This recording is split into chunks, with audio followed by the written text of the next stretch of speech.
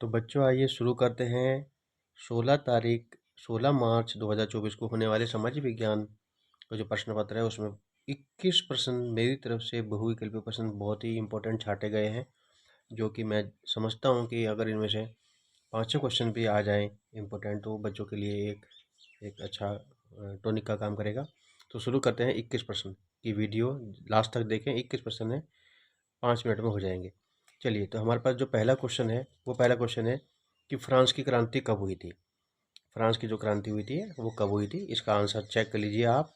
ये बहुविकल्पी में आएगा, लेकिन मैंने आंसर इनका एक एक शब्द में लिखा है। 1779 ईस्वी में फ्रांस की क्रांति 1789 में हुई थी।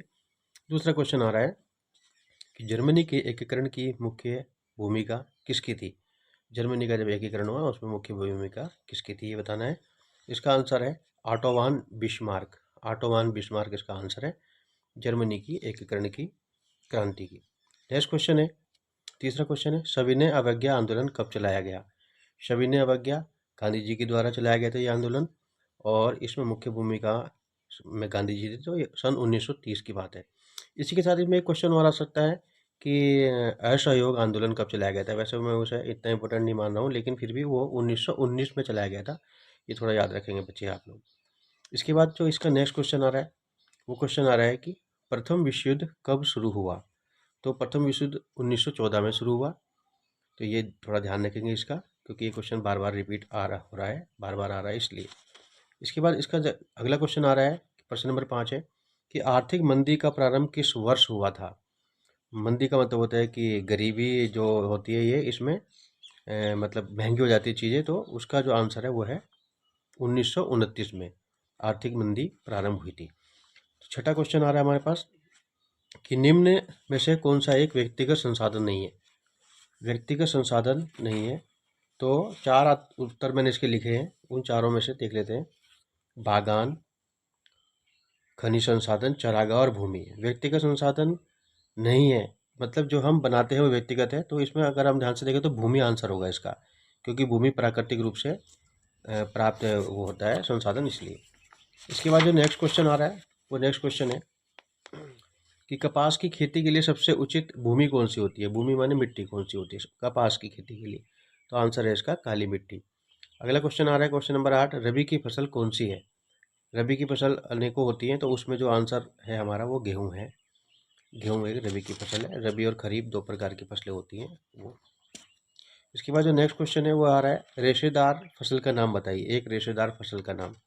तो रेशेदार फसल कपास, जूट और रेशम, प्राकृतिक रेशम जो होता है उनमें रेशा निकलता है, तो वो रेशेदार ही फसल होती है।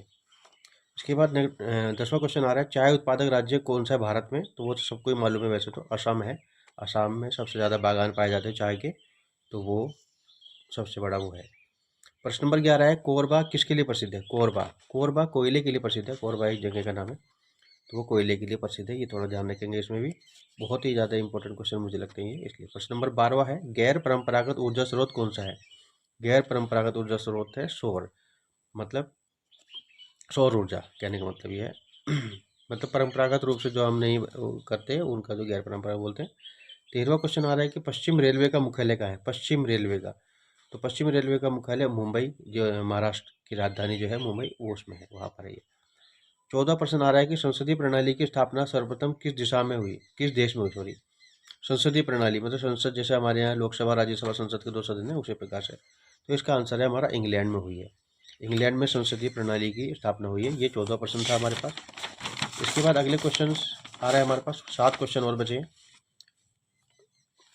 क्वेश्चन है कि भारत में मताधिकार की आयु कितनी है, मतलब भारत में वोट देने की आयु कितनी है। कितनी उम्र में वोट दे सकते हैं कोई भी जो युवा है। तो इसका आंसर मैंने नहीं लिखा है, क्योंकि एक आम क्वेश्चन है। इस क्वेश्चन का आंसर अगर आप कमेंट बॉक्स में डालेंगे तो बहुत ही अच्छा लगेगा मुझे। मैं देखना चाहता हूँ कि कितने बच्चों को या कितने जो भी वीडियो देख रहे हैं उनको कितनों को पता है कि ये भारत में मताधिकार की आयु कितनी है। 16 क्वेश्चन आ रहा है, संघीय सूची का विषय कौन सा है। संघीय सूची का विषय कौन सा है, ये है हमारा रक्षा। रक्षा पे सबसे ज़्यादा बजट खर्च होता है, तो ये हमारी संघीय सूची में आता है। 16वां प्रश्न था ये। 17वां प्रश्न आ रहा है, संविधान की 8वीं अनुसूची में कितनी भाषाओं को मान्यता दी गई है। 8वीं अनुसूची में संविधान की कितनी भाषाओं को मान्यता दी गई है। तो इसका आंसर है 22, 22 हमारा आंसर है इसका। प्रश्न नंबर 18 आ रहा है कि काले दस्ताने और बंधी मुठ्ठियां किसका प्रतीक थी।